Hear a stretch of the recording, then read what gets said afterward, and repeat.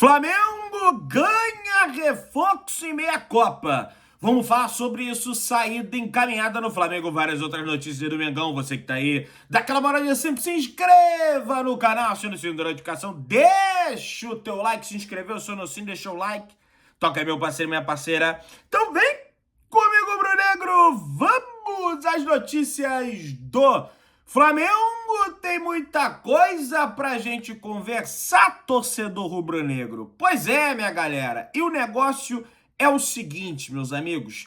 BAP afirma que o presidente não terá superpoderes e Flamengo nunca, jamais na sua história se tornará uma SAF, pessoal. Pois é, informação importantíssima, em breve o Conselho Deliberativo do Flamengo votará uma profunda mudança estatutária dentro do clube.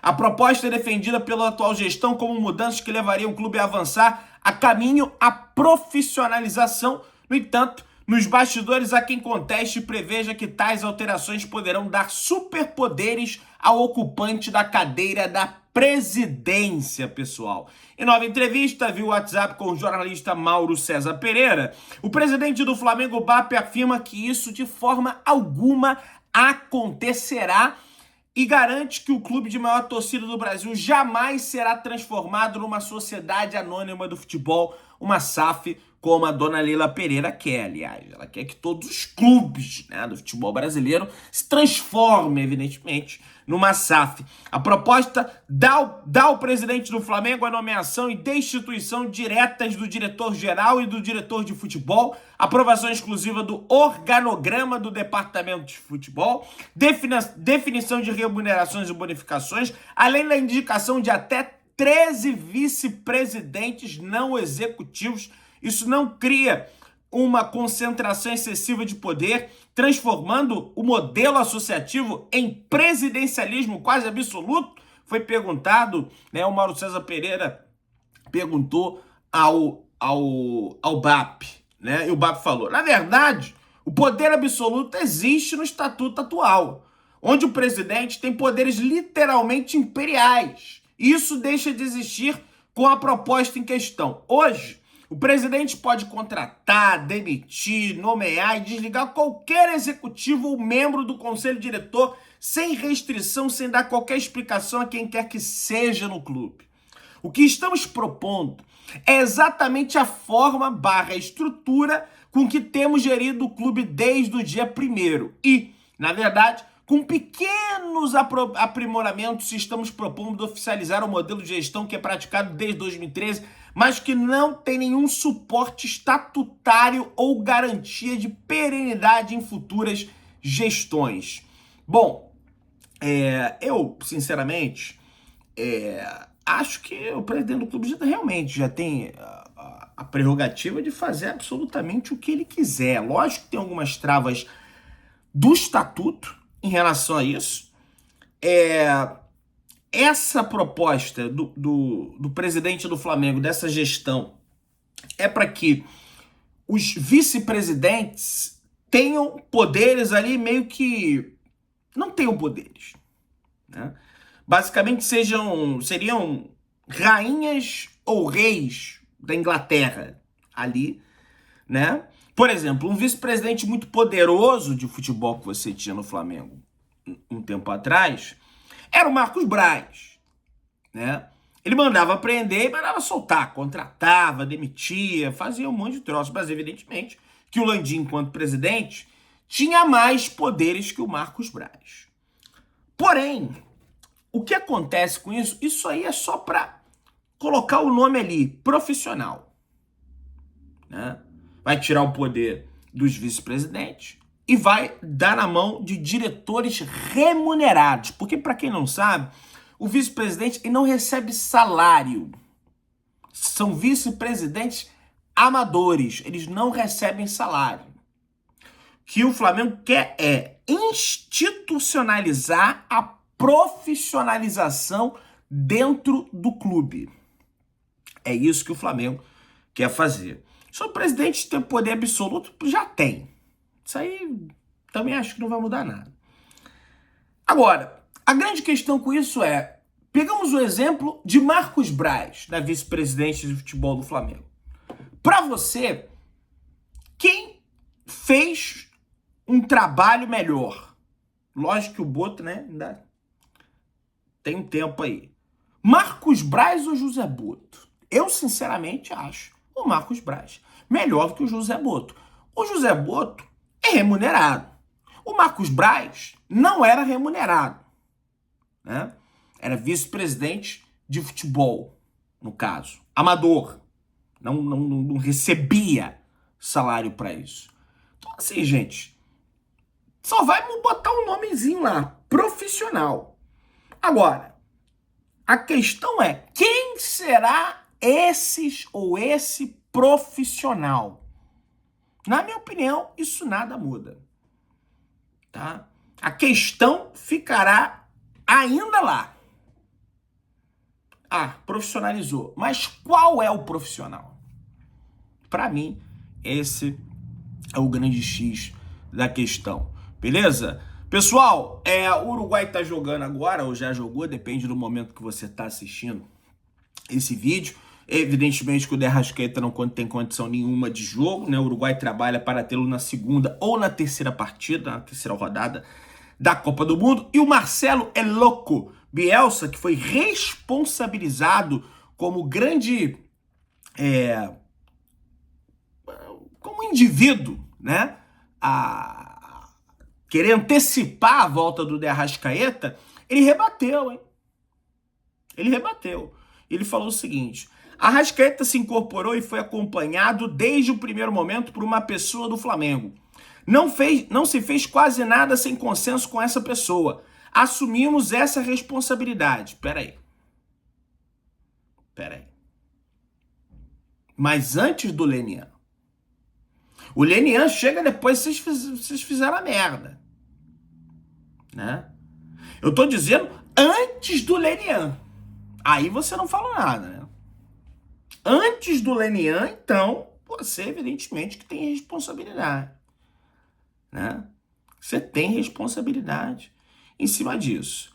Pessoal, Davi Romero, jogador do Tigre e ventilado no Flamengo nas últimas semanas, está no Rio de Janeiro curtindo férias. O atacante de 23 anos, destaque do Campeonato Argentino, até publicou uma foto nas redes sociais e a torcida rubro-negra naturalmente invadiu as redes sociais do jogador para pedir a contratação do atleta. Pelo que eu apurei, o Flamengo não tem negociações com o jogador. O Flamengo está muito focado no continente europeu para contratar os jogadores que jogam lá, não está muito focado nesse momento no continente sul-americano. Tem atleta sul-americano na mira do Flamengo, evidentemente, mas que está jogando no continente europeu, tá, meus amigos? Não tem exatamente ali um grande entusiasmo realmente pelo José Boto, por jogadores que atuam na América do Sul, o que eu acho uma tremenda de uma falta de sensibilidade, faro de mercado, porque existem bons jogadores atuando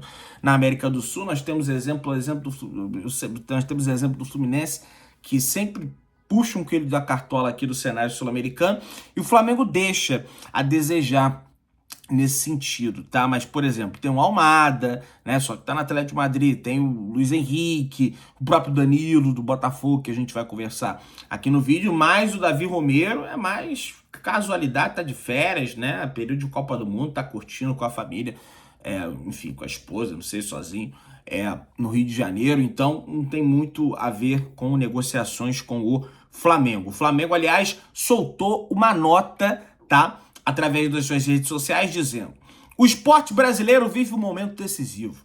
A PEC da imunidade tributária ao esporte propõe reconhecer na Constituição a relevância social das entidades esportivas sem fins lucrativos, clubes que formam atletas, promovem a inclusão e todo o trabalho que baseia as medalhas olímpicas brasileiras. O Flamengo, com o CBC, Comitê Olímpico Brasileiro, abraça esse movimento nacional em defesa do esporte, mas essa luta só avança com mobilização, ela depende do apoio do Congresso para seguir em frente. Por isso, o rubro-negro, faça a sua parte, marque nos comentários seu deputado para aderir a essa causa que pode salvar o esporte brasileiro. O que que acontece, gente?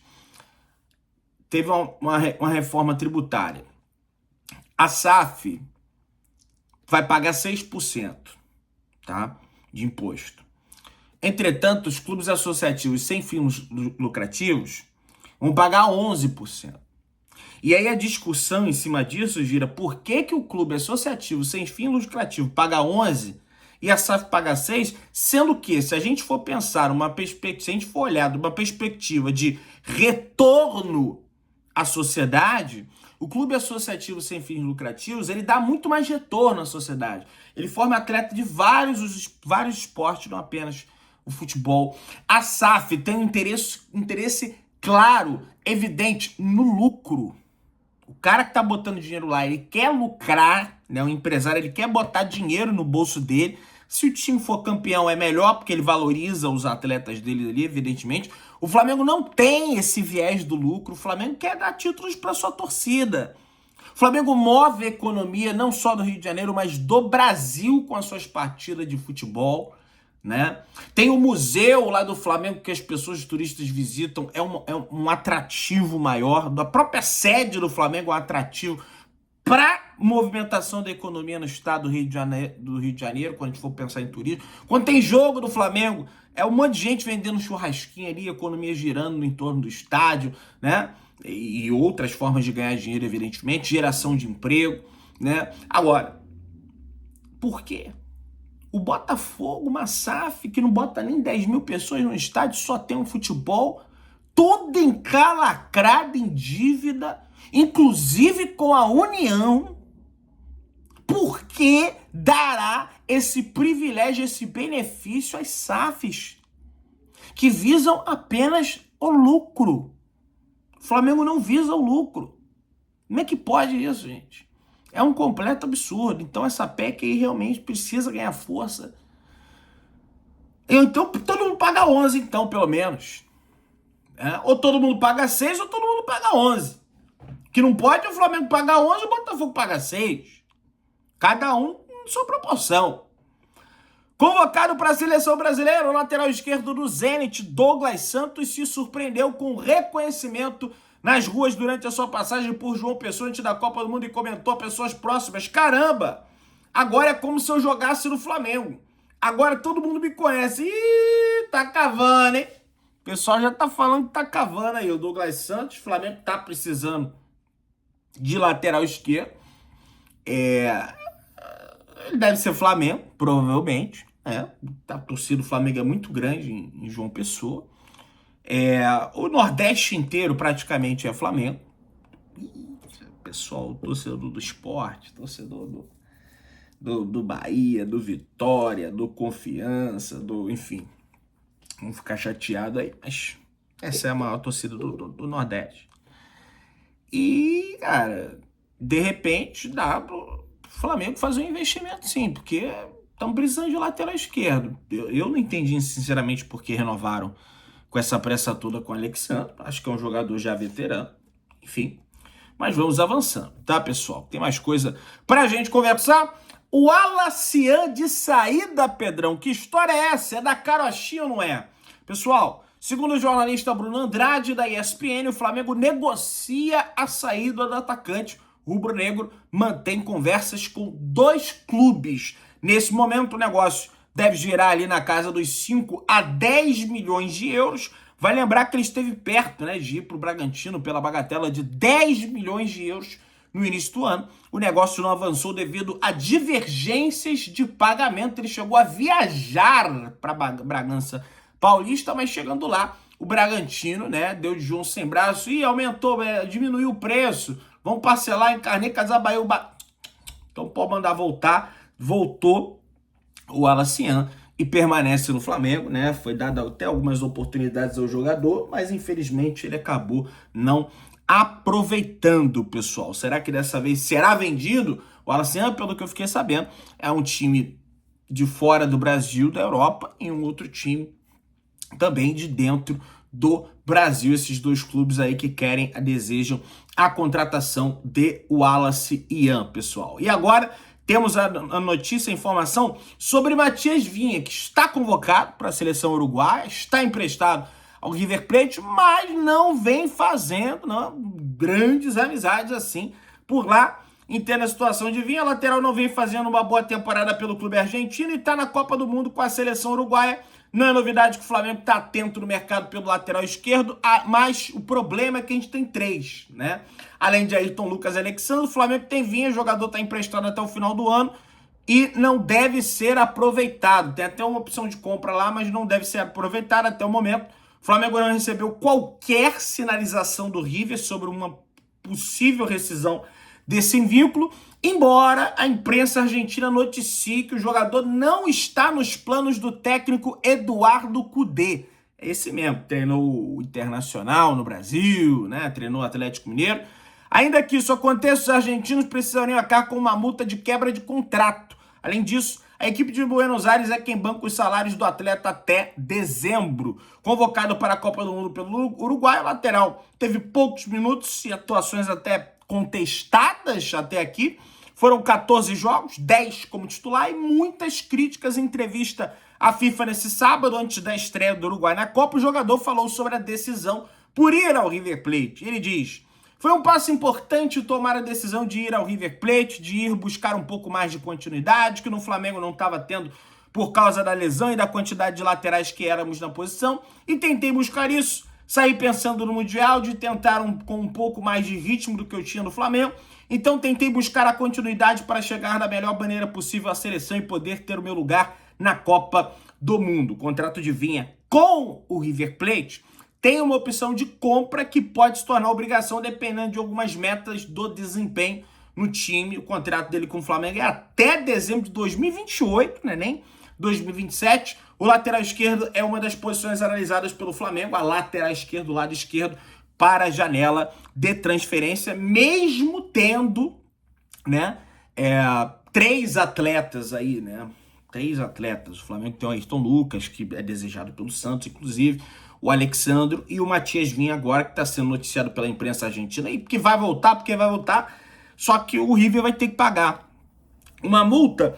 Em compensação, se eles pagarem a multa, eles não precisam arcar com o salário do jogador até dezembro. E eu não sei exatamente qual é o valor, né, que seria, né, dessa multa rescisória, beleza? Eles negam que eles rescindiram, tá?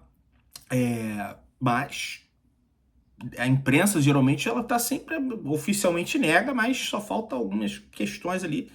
Vamos ver aí, vamos acompanhar os próximos detalhes nessa situação. O Flamengo que tem alguns atletas emprestados, né? Você tem o Alan no Corinthians, por exemplo, né? Que tá emprestado aí até o final do ano. Você teve o Lohan, que estava emprestado. Você teve o Carlinhos, tem o Carlinhos também, né? Que tá emprestado.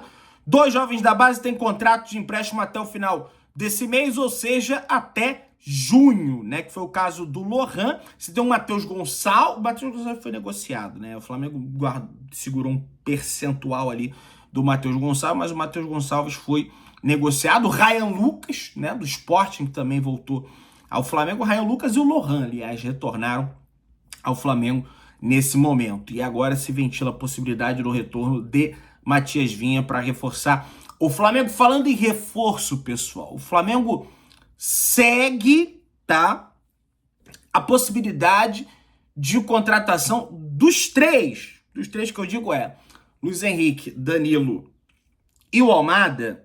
O mais próximo nesse momento do Flamengo contratar é o meio-campista Danilo, que pertence à equipe do Botafogo, se encontra, né, na seleção brasileira. Enfim, vamos aguardar as cenas dos próximos capítulos nesse sentido. Ele até vem ganhando couro para ser titular da seleção brasileira. Se ele for titular, aí realmente vai complicar demais, mas o Flamengo tenta aí a sua contratação. Dos 3, é o mais palpável nesse momento, pelo que eu pude consultar com uma fonte rubro-negra. Se inscreva no canal, acione o sino da notificação, deixa o teu like, tamo juntão, saudações rubro-negras.